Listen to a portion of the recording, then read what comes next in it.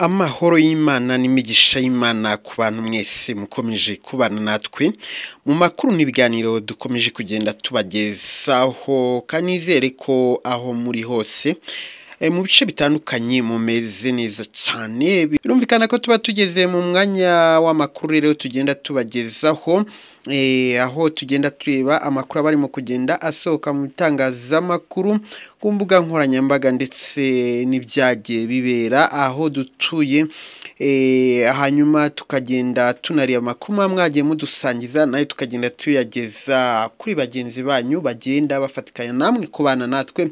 Reka muri aka kanya rero tugiye mu karere ka Burera. Mu karere ka Burera ndabona naho ibintu bikomeje kugorana. Hariyo inkuru ebyiri zisa nkaho twifuje kuzihuza kuko n'ubundi ndabona zisa nkaho zishaka gusa. Mu karere ka Burera mu murenge wa Kinoni, umugabo wari usanzwe amaze amezi 3 afunguwe azira guhohotera umugore we, arakekwaho kwica umugore we amutemye izosi. My friend, biteye agahinda.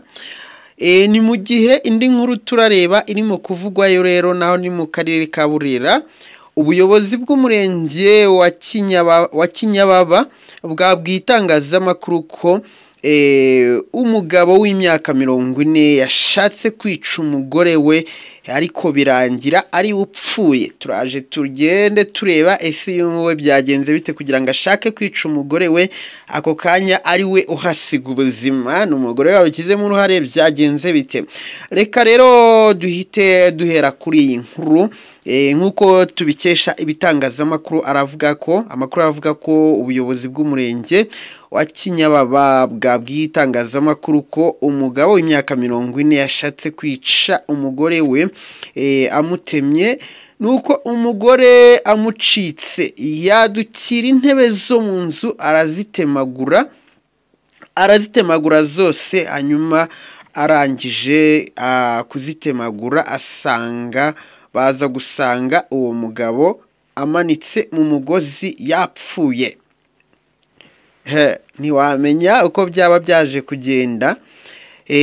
Umugore yamucitse ashaka kumwica, arangije kumucika noneho asigara atemagura izo ntebe zo mu nzu, arazisoza. Arangije kuzisoza nyuma yaho gato bamusanga amanitse mu mugozi yapfuye. Ntago turi kubona amakuru ashobora kuba avuga niba yiyahuye cyangwa se ari ukundi byagenze.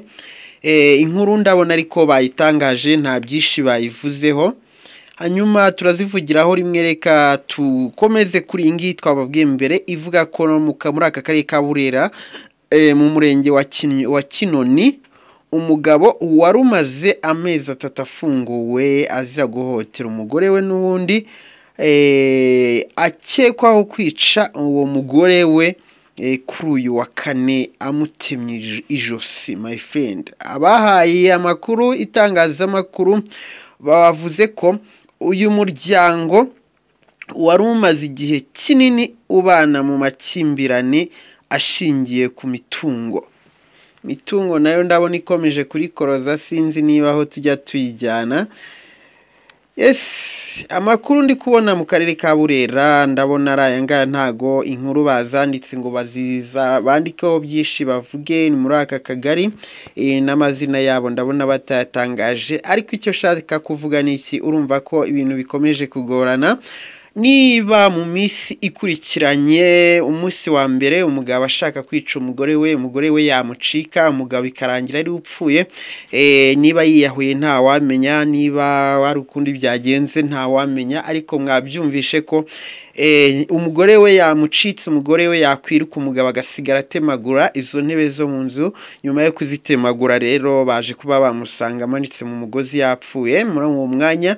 Hanyuma ku wundi munsi nta n'imisi iciyeho undi mugore nawe apfa azize umugabo we amwisha amutemye izosi, nyuma y'uko umugabo we n'ubundi yari avuye muri gereza amazemo amezi 3 afungiwe n'ubundi gushaka guhohotera umugore we, bivuze amezi 3. Ubwo ndatekereza hari ari transit, ubwo ndakeka ariho yaba yaramaze amezi 3. Urumva ko rero ibintu bikomeje kugenda bigorana hirya no hino mu karere ka Burera, naho ntago hari hakunze kumvikana inkuru nk'izi nkuru avuga ko ziba ziteye ubwoba, ziba ziteye agahinda, ariko nabona aka karere nako kamaje kugenda kinjira muri twa turere tujya tuvuga tutu turere ujye witonda nyamuneka nta mikino ibayo. Ibi bije nyuma yuko hariya mu karere ka Burera ejo bundi murabizi ko bahiciye umupolisi wari uvuye muri misiyo yitahiye ku mugoroba. Ubwo ni kwa kundi umuntu aza wenda ari kumwe akavuga ati reka sabane n'inshuti zanjye wenda agataha busa nk'ubwijeho, birangira rero bamutegeye mu nzira baramwica munaga mu mugezi. Nabwo nta byumweru 2 byari byashira, kuko uyu mupolisi bamwishe kuri 5 ndatekereza ko yashyinguwe tariki 10. Hanyuma aba bagore nabo rero n'uwo mugabo urumva ko byabaye muri aya matariki ya 10, ya 10, undi kuri tariki ya 12. Urumva ko ari ibintu biteye agahinda, 12, 13, sorry.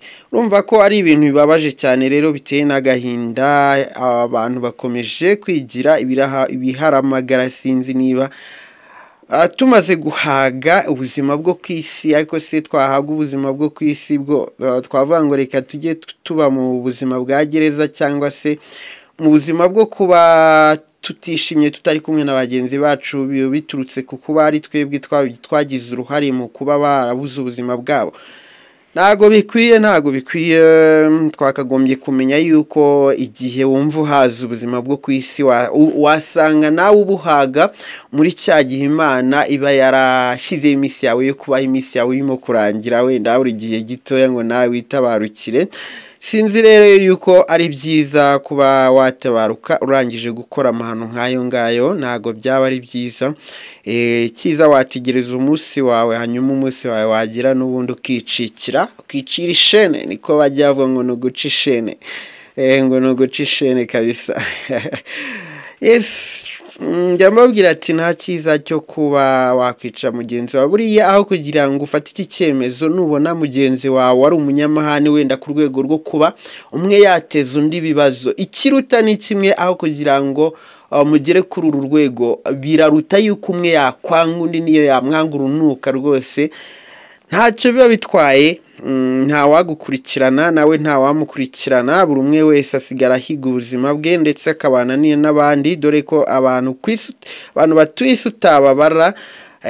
Ubwo sinzi rero niba iyo ubonye ugize ibibazo na mugenzi wawe uvuga ati kabaye, oya ntago biba byabaye. Burya mujye mubigenza gakeya, mwumve ko byose bishoboka. Kuburi tutari kumwe n'uriya ntago babivuze yuko utabaho, kuko buriya Imana yonyine irahagije. Ushobora kubana n'Imana yonyine ariyo nshuti yawe yemewe, ukabaho ikaguha uburinzi, ikaguha buri kimwe cyose.